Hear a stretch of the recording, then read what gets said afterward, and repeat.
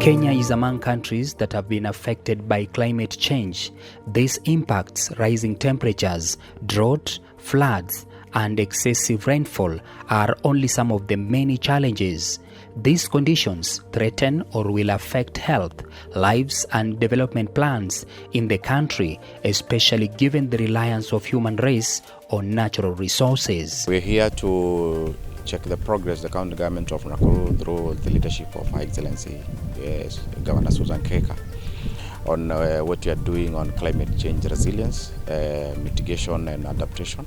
In particular, these changes affect agriculture and endanger food security, livestock, marine life, not to mention other vital sectors throughout the entire income-generating process.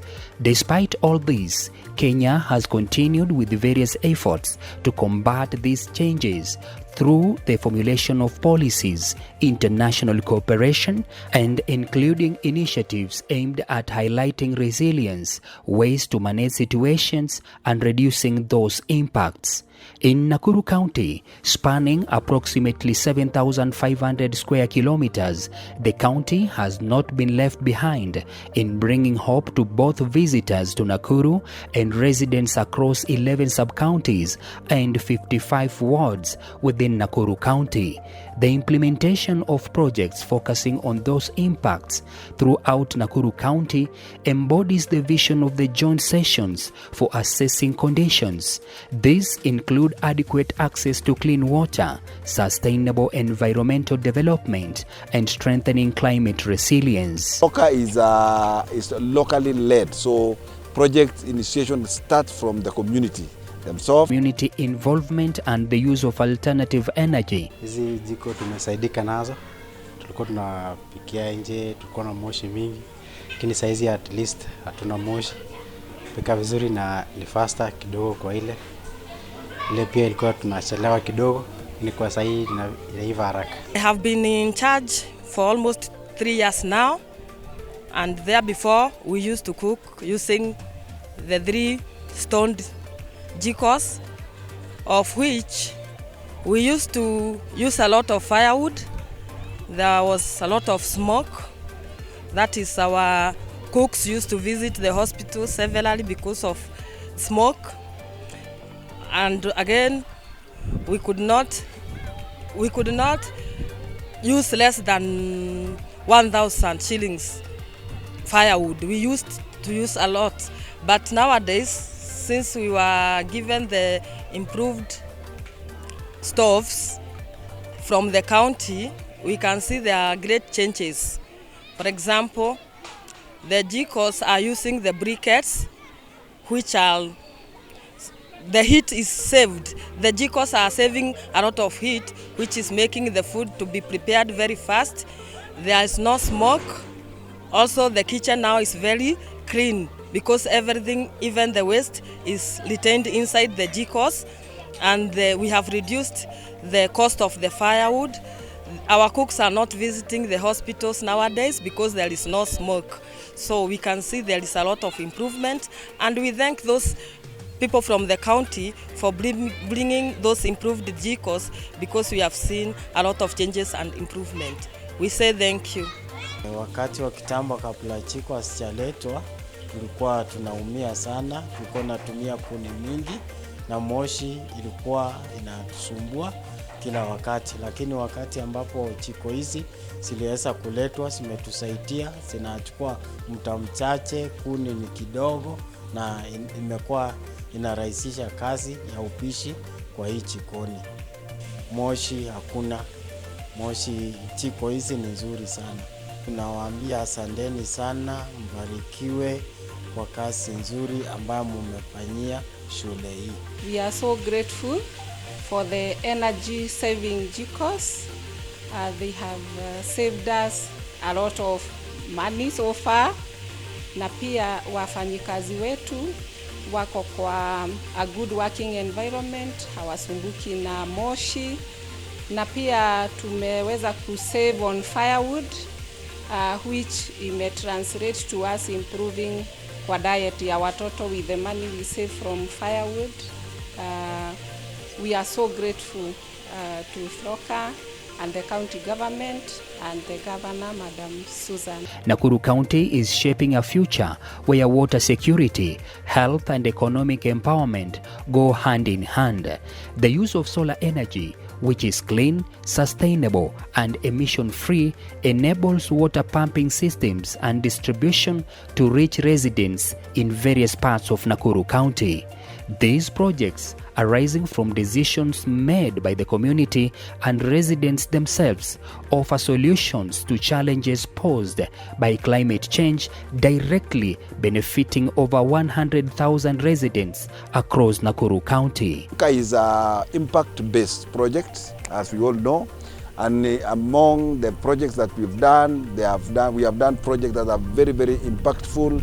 Residents of Kuresoi South and North areas benefit from rehabilitation of water springs located in Kiptagich and Kapselele wards through planting tree seedlings, fencing of the spring, pumping and distributing water to save points. In Keringet ward, a borehole pump has been provided. In Kitoben ward, a solar-powered water pump has been installed, water system extending up to 2 kilometers and water selling kiosks. In Nyota ward, water tanks have been built for clean water storage for residents and school children who have been grappling with water scarcity. Hawezi sahau Chimolili. Tumetetesa sana kulete maji kabisa, hata ya kunywa. Sasa hata wamama mimi nafikiri amesema asante. Tena hata typhoid amepotea. Lakini tunashukuru sana the county government, more so the FLLoCA ametusaidia tena kufikisha maji ifika hapa. Safi. Sio kama zamani tulikuwa tunaanguka huko chini. Tuko na watu 2500 wale wata benefit kwa hii borehole. Na tunashukuru sana. Kioski inafanya kazi. Penye tunaishi ni milima na maponde, lakini tunashukuru Mola maana umetenda. Hazards were mainly lack of water, that is drought. So in our action plan we planned that we give water to the residents. An overwhelming percentage of water needs are being prioritized. We've spent about 51% in water-related issues. So then it means water has really been a key issue. Unlike before, Nakuru County now invests 2.5% of its development budget to accelerate environmental conservation and climate change efforts. The money, the procurement process is still done within the PPRA within the Public Procurement and Disposal Act framework. In Nakuru Town West Sub-County, the Mlima Ugali Water Project, not just the mountain of Ugali by its name, but also a mountain from which water flows, includes the construction of water tank at Kiptenden Primary School using solar energy. The water leads to a sales kiosk in the Barut Ward Commercial Center, where residents have been thirsting for long. Sababu hiyo ilikuwa ni idea yetu ya kuchange climate mahali hapa, sababu njaa imekuwa mingi. Sasa hata ukifika kwa manyumba unapata watu wako na kitchen garden sababu tuko na maji. Borehole tumechimba pale juu mali inaitwa Kiptenden Primary. And I have seen the lives of people transformed. Tunasema kweli climate change is our responsibility. So these opportunities are here. Mine is just to say yes, the FLLoCA money has really done a very impactful project in Nakuru. These projects are also inclusive and mindful of social equity aspect. We are incorporating everybody. Gender inclusivity has become a very vital aspect. The Lions Garden in Nakuru Town East Sub-County has been rehabilitated thanks to FLLoCA project. The rehabilitated garden attracts many visitors who come to relax and enjoy fresh air, safe surroundings with environmentally sustainable infrastructure. Witnesses of the FLLoCA project continue to gather in the garden. Ukilinganisha hii uwanja before tuifanyie renovation na saa hii ni vitu mbili tofauti, hizo ni dunia mbili tofauti.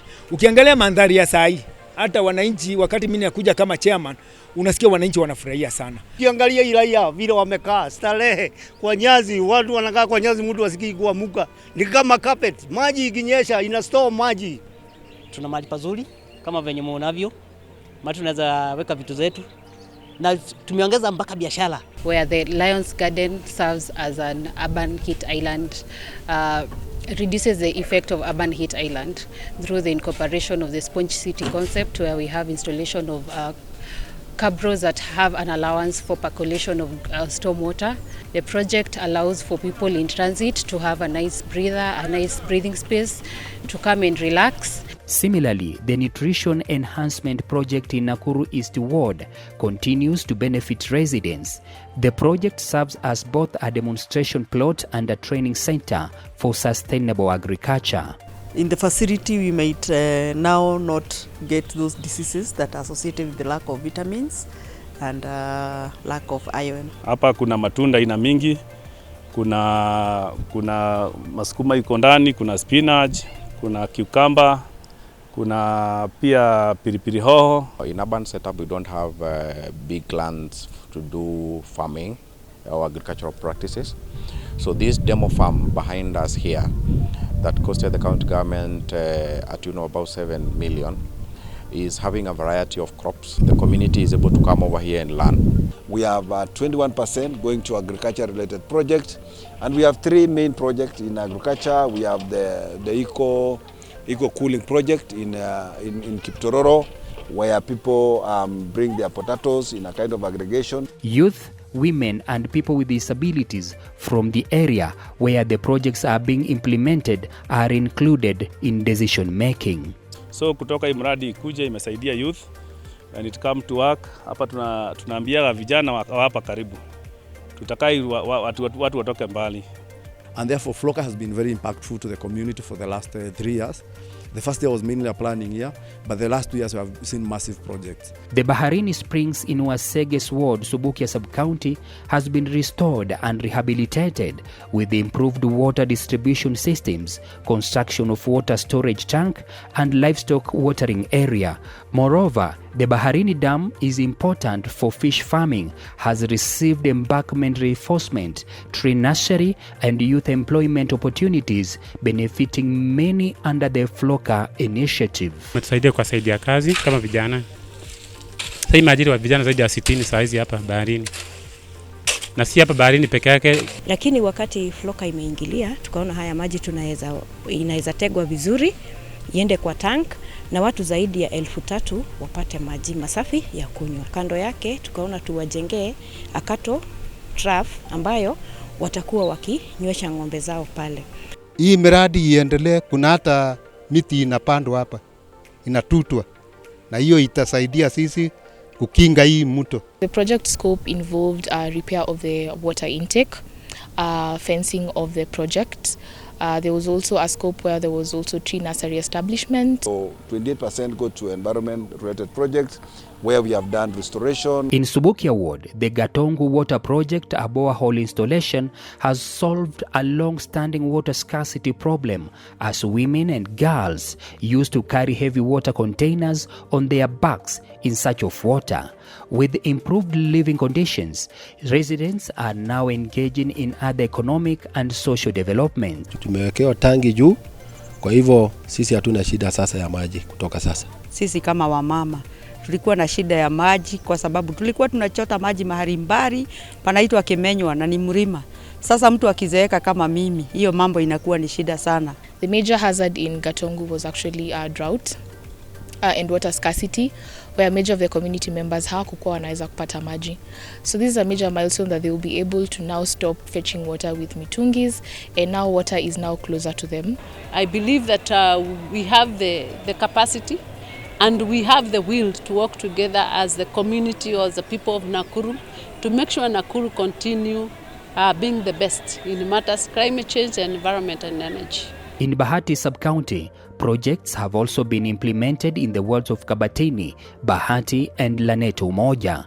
In Bahati Ward, equipment like a solar-powered borehole pump and water distribution systems have been installed. The coffee factory here, they will benefit from the same water from the borehole.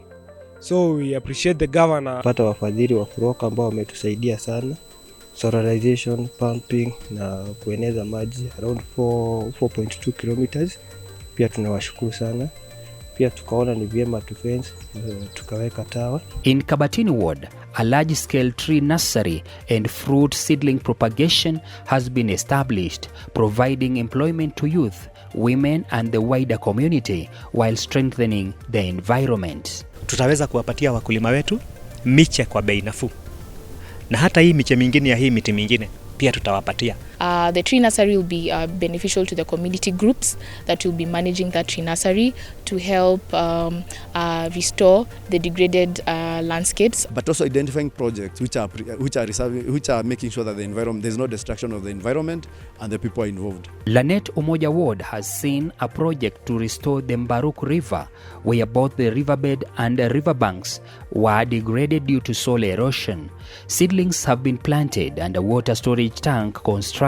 Lakini wakati hawa walikuja tulipanda mpaka hii kama nyasi hii mnaona miki tulipanda wakati huo, na tunaona kweli vile walituelezea kweli ilikuwa hivyo. Ile iko kwenye nasari ijaze, kila mtu apate ya kutosha ili mto wetu uzibwe na uweze kuwa na usaidizi wa kutosha. The issue to do with the environmental degradation, that cannot be maybe a direct hazard, but it has come as a result of so many things that we've been able to do as human beings, or what we call human-induced activities. In Naivasha sub-county, projects are being carried out in 4 wards that residents have approved.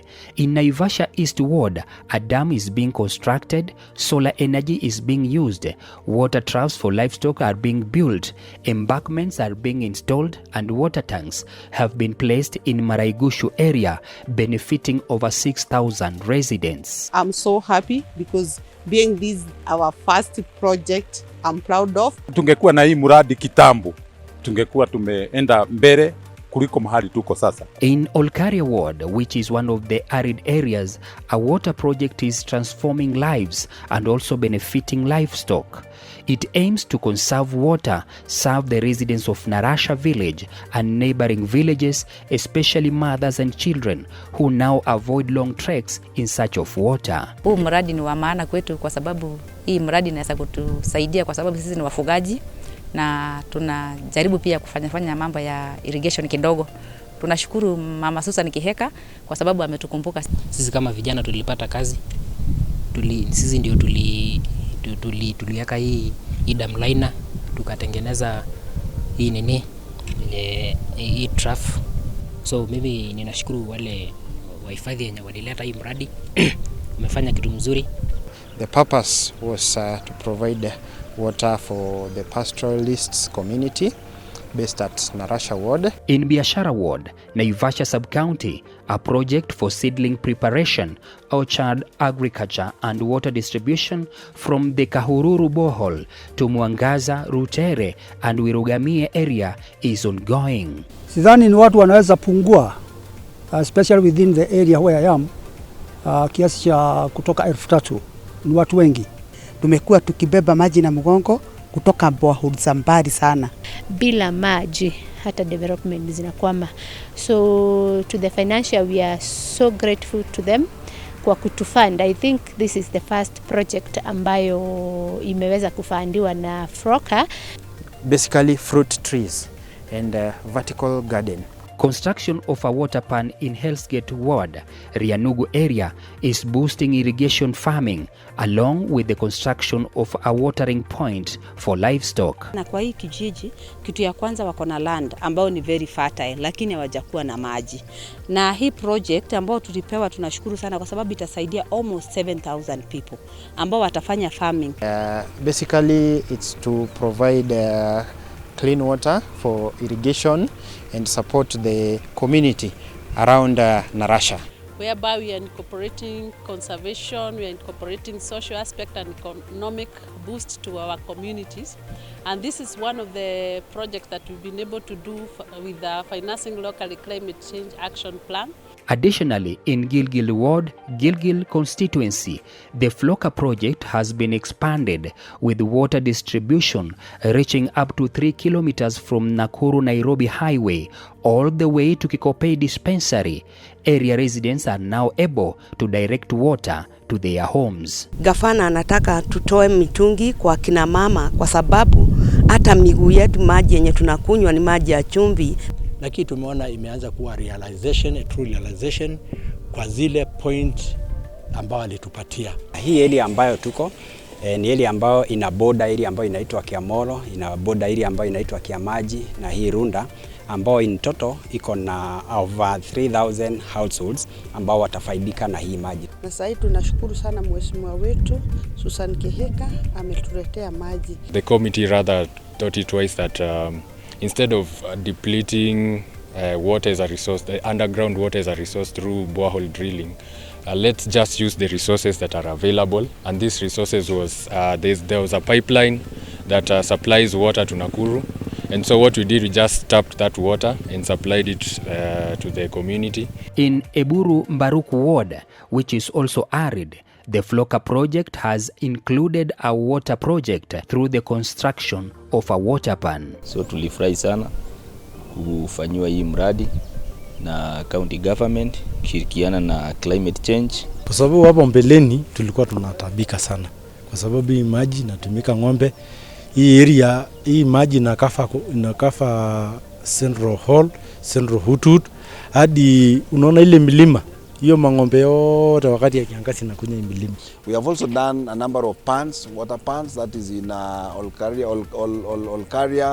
in Buru Baruk, and this one helps the pastoralists to water their animals. And it was very necessary to have this water project because the population there and the people there, most of them are cattle rearers. In Morindat ward, the water project includes the repair of a water pumping system, water drawing points and distribution. This project benefits more than 3,000 residents. Pia mifugo yetu ilikuwa ni shida, manake unaona ya kwamba ng'ombe wakisafiri karibu kilomita 4 na mbuzi kuja kutafuta maji. Kuna mradi wa maji wa Kagisho ambao unashirikisha vijiji 4 ambao ni Kahuho, tuna Kitango, tuna Shoka, Kaimbaga na pia Shokreria. The project was about also extending the pipe works and also we repaired the borehole pump that was broken down, and since it uses renewable energy, that is solar, I think extending the pipe work was let's say it was cutting costs. In Njoro sub-county, the project is being implemented in Kihingo ward. This water project involves the rehabilitation of Davishon Dam, removal of water hyacinth, establishment of a tree nursery, and installation of beehives, all aimed at benefiting the local community. Group of works tulikuwa tumeomba ifanywe fencing na itolewe hii water hyacinth, lakini tukaona gavana ameendelea kufanya vizuri. Tumewekewa silt trap, saa hii inachunga mchanga pale. Sasa mchanga haiwezi ingia kwa dam. Wametuongezea tree nursery side hii na kuna beekeeping pia. Kuna miradi mingine imeingia hapa kama hii mradi ya nyuki. Hiyo itasaidia sana wazee. Ndani ya hii dam kuna kuwa na samaki. Na I think hiyo samaki itasaidia watu wengi sana. In Molo sub-county, a project is being implemented in Molo ward to protect and conserve the Tayari springs. This includes fencing the spring and constructing a water point for livestock. Nafurahi sana kwa sababu tulikuwa tunachota maji pale Gadhima na sasa imekuja na tap, na tunafurahi sana kwa sababu hata ng'ombe zetu zinapata maji safi. Hii project tunafaa kufanya rehabilitation in spring because people were fetching water, maji ilikuwa contaminated. Ulikuwa unakuja unapata animals ziko hapo zinaingia free. Rudishia shukrani kwanza governor wetu kwa sababu without the governor FLLoCA wangekuja. So tunasema asante sana, ameleta service back to the community. And here in Molo we have witnessed how the Tayari spring has been not just rehabilitated. River restoration efforts include Molo River with the tree planting along its banks in Elbagon ward. Tuko na mito kadhaa na hiyo mito imekuwa ikitumiwa vibaya ama imekuwa imeharibu maji, na pia wakulima wengi walikuwa wanalima karibu na mto. Mchanga inaingia kwa mto na haribu mto. Pia makaratasi ilikuwa inaiko katika mto na takataka zingine za plastiki pia zilikuwa zinaingia katika mto. Tagui mradi kuja hapa umenisaidia sana. kazi. Tumepata riziki yetu na pia tunaona katika kijiji chetu ya Elbagon tutakuwa na ule kuangalia kwa miti, kwa sababu tumeona miti hii ya kienyeji na zamani hatukuwa nayo. Similarly, in Rongai Sub-County Solai Ward, a water project at Arutani Borehole benefits over 3,000 residents. This water project includes the installation of a solar-powered water pump, water distribution over a 3-kilometer distance to Barafu, and the construction of a water-selling kiosk. The women and the kids go far to get water, but at least now the water is near. Kusema ukweli, kama mimi ni mama nalea wajukuu kadhaa, nilikuwa nashoka sana kwa kushota maji bali mtoni, maji sio safi sana, na kwa saa hii kupitia huu mradi nimesaidika sana, hata sijui niseme nini. The aspects that makes now the project now climate smart is that we have soralized the project. No single bills will go now to power supply, no electricity bills that the community have to incur. In Visoi Ward, water distribution from a borehole to residents spans more than 6 kilometers with the construction of water kiosks in Kware and Undugu areas. Tumefurahia hii mradi yetu ambayo imetukujia hapa maji, maana tulikuwa na shida ya maji. Kwa sababu kuna watu kama hawa hapa Undugu walikuwa na travel karibu 3 kilometers kwenda kuleta maji. Kuna mtoni ya Molo. Actually, for Visoi Ward, we have done 6.2 kilometers. We majorly dealt with distribution of water, and that is piping majorly. The project also has 2 water kiosks that are now going to benefit the communities. In Menengai West Ward, Rongai Sub-County, water is life and is being welcomed by residents. Hii ni market na ita benefit sana kwa sababu watu wanakuja kwa market wanakosa kunawa mikono, and you know hygiene is the best thing. So tunashukuru sana, tunawapongeza sana. Haswa tena huu mradi uko kwa shule, nimeona watoto wakienjoy wakisema huwa wanakosa maji saa zingine. Unajua kiangazi kiingia hapa area hii, kiangazi huwa inaumisa chakula yote hapa. Within this project we have done 4.5 kilometers of piping. That is now from the borehole, now serving this community. We have 2 water kiosks. One is at the secondary school, and the other one at the market where we are right now. Actualized the governor's manifesto. And if you want to be in a place where you can enjoy yourself, choose Nakuru County, because we are taking care of everyone and making sure that we attain the zero carbon footprint as Nakuru people, and we don't want to do it alone. It is through the Nakuru County government and the FLLoCA project that the lives of residents are being transformed. Youth, women and persons with disabilities are being included in economic and social developments. It's worth noting that Nakuru County is a county of unlimited opportunities.